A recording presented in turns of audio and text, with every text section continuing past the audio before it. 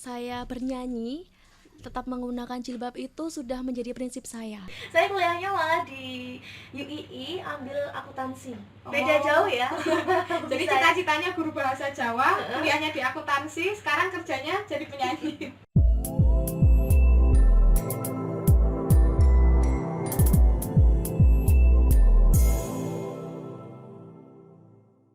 Assalamualaikum warahmatullahi wabarakatuh. Halo Sobat Kreatif, bertemu lagi dengan saya Nini di WTV channel Wedomartani TV dalam acara Bincang Hobi.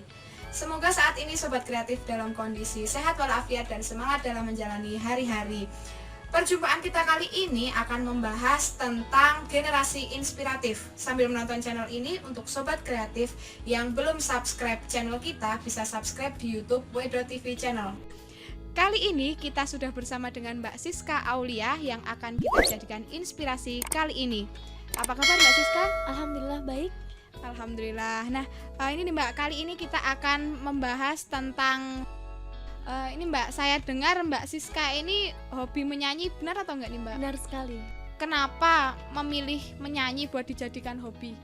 Ya menurut saya menyanyi itu seneng dari hati. Selain menghibur diri sendiri, orang lain juga ikut terhibur. Biasanya ini udah diundang ke acara-acara gitu nggak Mbak? Nah, banyak sekali. Salah satu saya pernah ngejob di daerah Jawa Timur. Itu acara wayangan. Acara saya dijadikan bintang tamu. Terus selain itu kalau di Jogja dan sekitarnya, Jawa Tengah seperti itu, mengisi di acara pengajian, acara mantenan, terus kemudian syukuran hitanan ataupun tasyakuran lainnya. Terus kalau aliran musik yang biasanya dinyanyikan sama Mbak Siska ini khusus dangdut kah atau apa? Semuanya. Oh semuanya, Wah, Iya, jadi semuanya. multi talenta ini ya. Jadi nggak salah kita mengundang Mbak Siska buat dijadikan inspirasi kita kali ini. Nah, kalau terkait dengan penampilan, tetap dengan jilbab ataukah menyesuaikan dengan acaranya? Kalau saya pribadi ya Mbak ya, itu saya tetap dengan pendirian saya. Saya memang ciri khasnya tetap memakai jilbab. Terus kalau terkait dengan penampilan nih Mbak, kan tetap mempertahankan dengan menggunakan jilbab. Ya. Nah itu ada kendala nggak Mbak selama Mbak Siska menerima job kayak gitu? Pastinya ada. Contohnya? Nah salah satunya pastilah diketawakin gitu loh, ditertawakan sama penonton. Itu yang pertama. Terus yang selanjutnya pastilah temen yang satu seniman gitu juga ada yang menggunjing begitu loh, kok dia berbeda sendiri gitu. Tapi pendirian saya tetap ya enggak apa-apa lah, ini saya, ini ciri khas saya, ini keistimewaan saya. Bagi saya seperti itu. Sering ngerasa ngedown nggak Mbak kalau ada orang yang menggunjing atau menertawakan kayak gitu? Kalau down itu pasti, cuman kalau diri saya sendiri itu justru malah menjadikan semangat untuk saya bisa menjadi tauladan, bisa jadi inspirasi buat anak-anak kecil. Buat anak-anak? Iya, anak-anak kecil. Salah satu teman SMP ada yang sampai mengidolakan saya. Oh iya. Iya, sampai foto saya manggung di tempat acara teman saya SMP nikah, itu sampai dipajang. Dan kalau saya bikin story ya, itu pasti langsung diambil fotonya, langsung dicetak, ditempelkan di kamarnya. Oh berarti udah punya fans setia ini rumah. Iya. Awal mulanya Mbak Siska punya pemikiran untuk bisa tetap mempertahankan diri dengan jilbab itu gimana ceritanya? Adakah yang menginspirasi atau orang tua yang menghendaki Mbak Siska seperti itu? Ya, kalau saya bernyanyi tetap menggunakan jilbab itu sudah menjadi prinsip saya. Karena saya setelah lulus dari SMP, saya masuk di madrasah dan saya di pondok pesantren. Jadi selama 3 tahun saya sekolah di madrasah, dan di situ saya mendapatkan ilmu tentang keagamaan. Dan di situ saya semakin kuat agama, jadi membuat saya untuk tetap menutup aurat saya meskipun saya mempunyai hobi Menyanyi. menyanyi. Terus ini kalau terkait dengan hobi ini? Ini menyanyi ini memang sudah jadi cita-cita atau gimana ini Mbak? Cita-cita saya kalau dipikir pengen jadi penyanyi tidak, karena saya pengen jadi guru bahasa Jawa. Tapi ya sekarang Rezeki ya. jadinya malah dinyanyi. Tapi enjoy kan Mbak dengan pekerjaan yang sekarang ini? Ya enjoy, alhamdulillah. Saat ini Mbak Siska ini masih kuliah atau sudah lulus nih Mbak? Alhamdulillah sudah lulus. Ya, sudah. Ada jurusan nyanyi-nyanyinya atau enggak ini Mbak? Nggak ada. Oh enggak ada. Oh, Jurusan saya- apa ini kuliahnya? Saya kuliahnya malah di UII ambil akuntansi. Oh. Beda jauh ya. Jadi Bisa ya? cita-citanya guru bahasa Jawa, kuliahnya di akuntansi, sekarang kerjanya jadi penyanyi. Terus selain menyanyi ini kesibukannya Mbak Siska apa lagi? Penyiar radio. Penyiar radio di Radio mana? Videk yang berada di P4TK Seni dan Budaya, Jalan Kaliurang, kilometer 12,5 Klidon, Ngagel, Sleman. Udah sejak kapan itu Mbak jadi penyiar di sana? Sejak kuliah. Sejak kuliah. Berarti kesibukannya cukup banyak ini. Terus ini Mbak, saya dengar Mbak Siska ini juga jadi Duta Pemuda Indonesia. Itu gimana ceritanya Mbak? Iya, itu saya pernah jadi Duta Pemuda Indonesia pada tahun 2017. Ya. Di situ saya mewakili Provinsi Yogyakarta bersama teman-teman bertarung 34 provinsi pada saat itu untuk memperkenalkan ini loh budaya Yogyakarta seperti ini. Dan itu juga diperlombakan. Oh, lombanya apa aja itu Mbak? Perlombaannya tentang budaya yang ada di masing-masing daerah nanti ditampilkan. Kemudian kerajinan apa yang unggul di daerah tersebut. Misal di Yogyakarta pada saat itu kita mengangkat kulit salak seperti itu. Kulit salak dijadikan apa itu Mbak? Dijadikan aksesoris, kemudian dijadikan tas seperti itu. Dan itu bisa menarik wisatawan gitu ya Mbak ya? Nah itu salah satunya. Begitu cerita awal mulanya Duta Pemuda Indonesia. Duta Pemuda Indonesia ini sebenarnya acara dari mana sih Mbak? Kemenpora. Kemenpora. Yaitu udah sejak dari dulu ada gitu ya? Dari dulu sudah ada, dan ya karena ini ada peristiwa seperti ini jadi tahun ini kemungkinan ditunda dulu.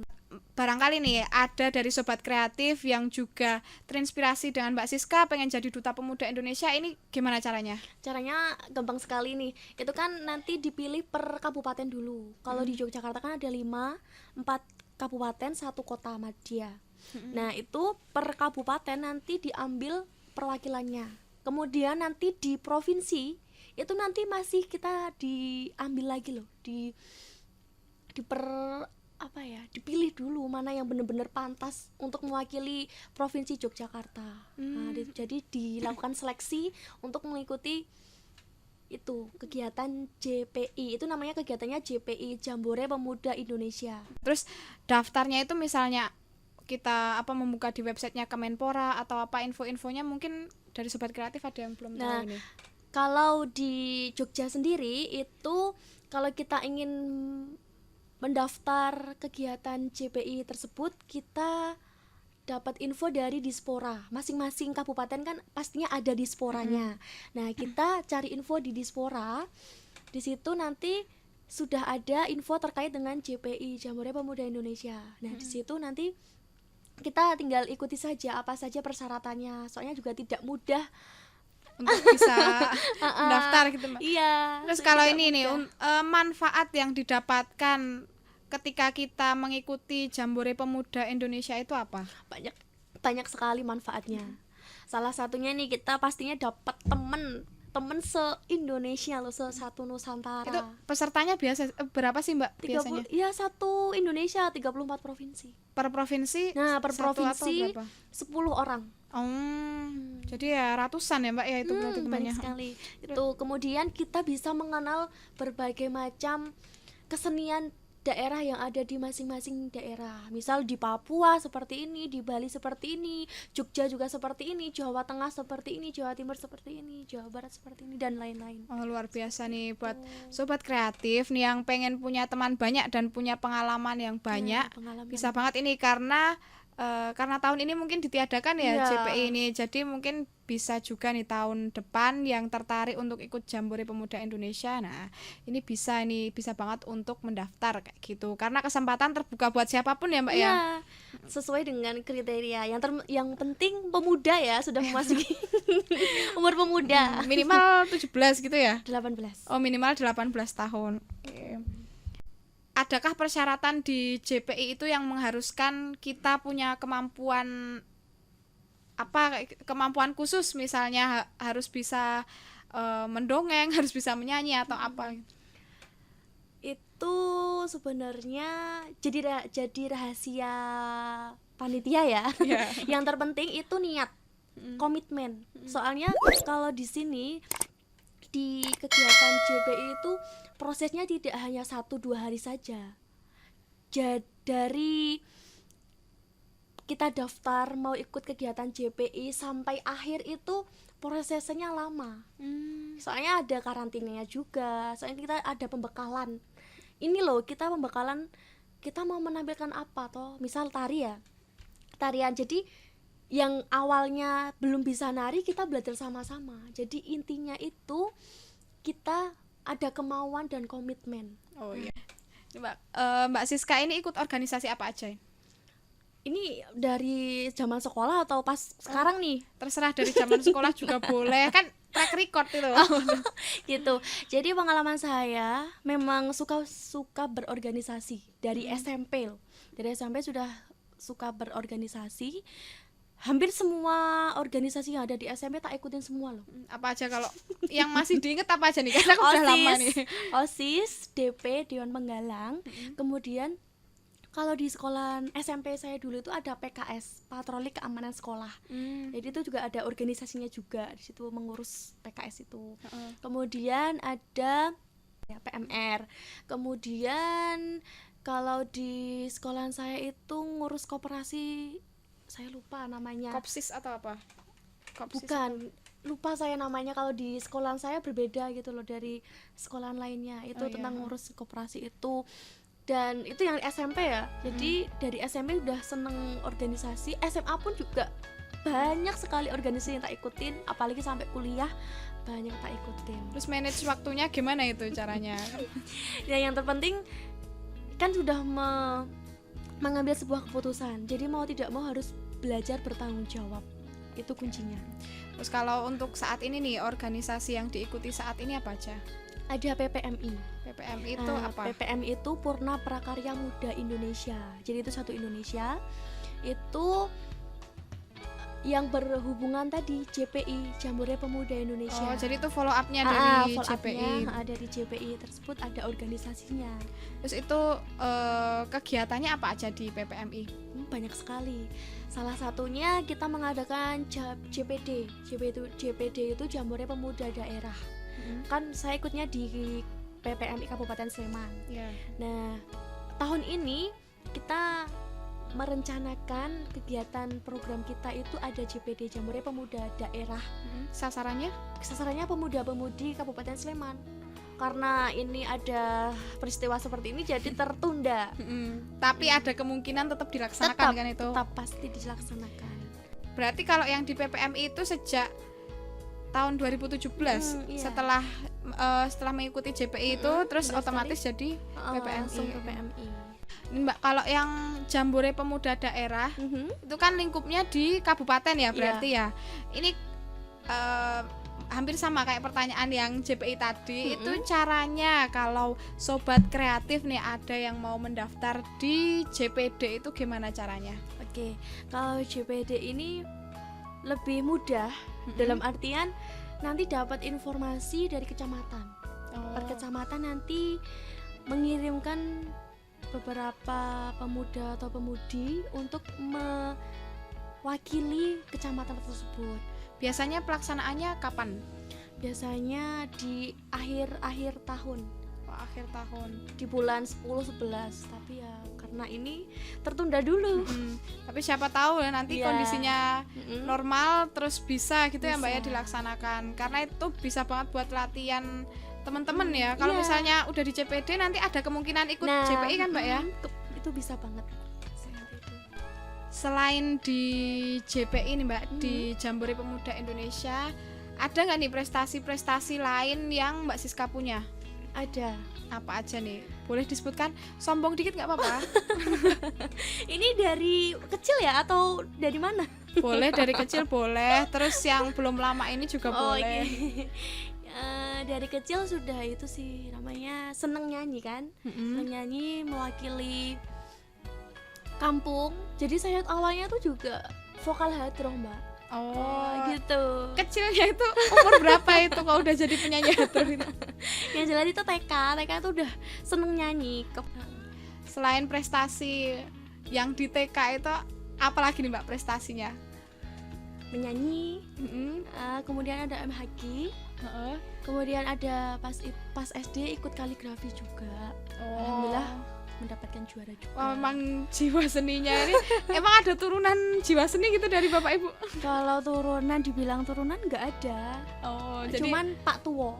Pak Tuwo mungkin sahabat muda belum tahu ya apa itu Pak Tuwo. Pak Tua itu apa? Pak Tuwo itu kakek. Oh, kakek.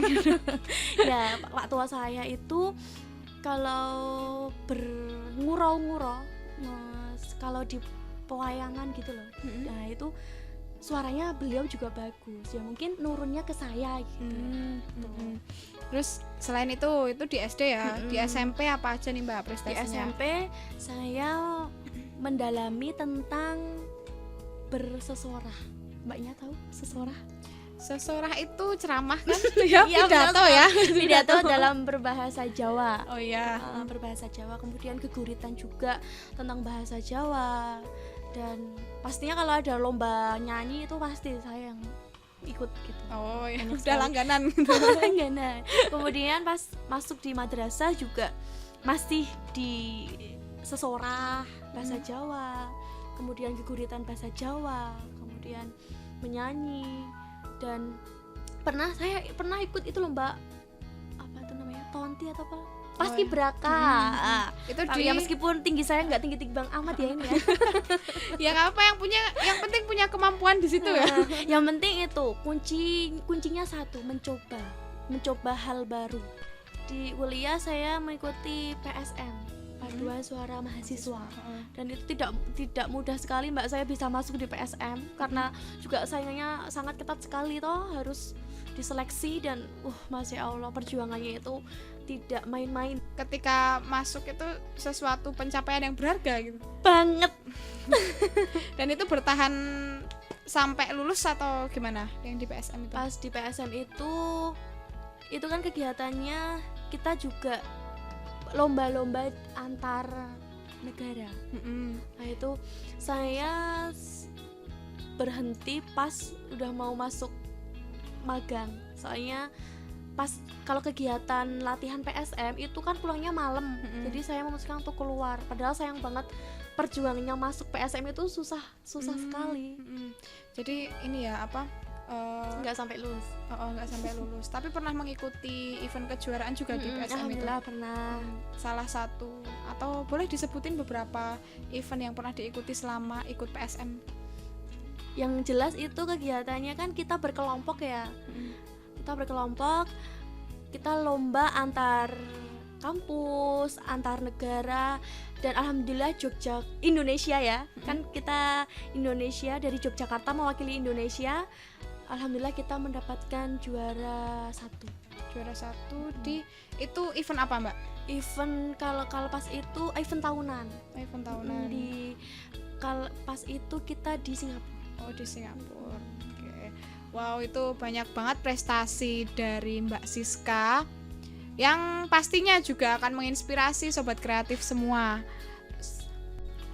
Nih Mbak, biasanya nih kalau manggung tarifnya berapa? Ini harus ngaku ya? Ya, haruslah, kan saya tanya.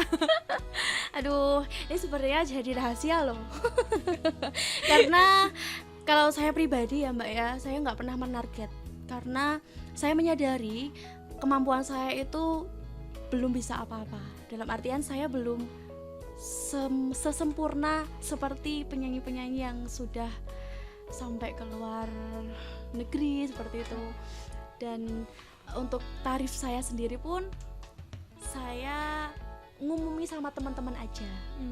Selain yang udah kita obrolkan tadi, ada nggak yang mau disampaikan untuk sobat kreatif semua, kesan pesannya atau apalah, monggo. Oke, untuk kesan pesannya sobat kreatif ya, Ya. yang masih bersekolah nih, pokoknya kalian tetap harus mencari pengalaman. Pokoknya kalau ada organisasi nih, kalian wajib ikuti, meskipun apa ya, cuma organisasi antar RT ataupun di sekolahan cuma jadi anggota, itu jangan berkecil hati. Disitulah pengalaman sangat kita dapatkan di organisasi tersebut. Apa yang jadi target dari Mbak Siska saat ini? Pencapaian apa yang pengen diraih sama Mbak Siska? Kalau untuk saat ini yang jelas saya pengen mempunyai usaha sendiri. Bidang saya pengen bidang fashion, kemudian bidang kuliner. Oke, fashion dan kuliner itu yang jadi targetnya Mbak Siska ya. Sobat kreatif, demikian tadi perjumpaan kita dalam acara Bincang Hobi. Terima kasih telah menyimak siaran kami di WeDo.TV Channel. Terima kasih juga kepada Mbak Siska Aulia yang sudah berkenan membagi pengalamannya untuk sobat kreatif semua. Saya Nini undur diri dari ruang Anda. Terima kasih, sampai jumpa di lain kesempatan dan wassalamualaikum warahmatullahi wabarakatuh. Waalaikumsalam.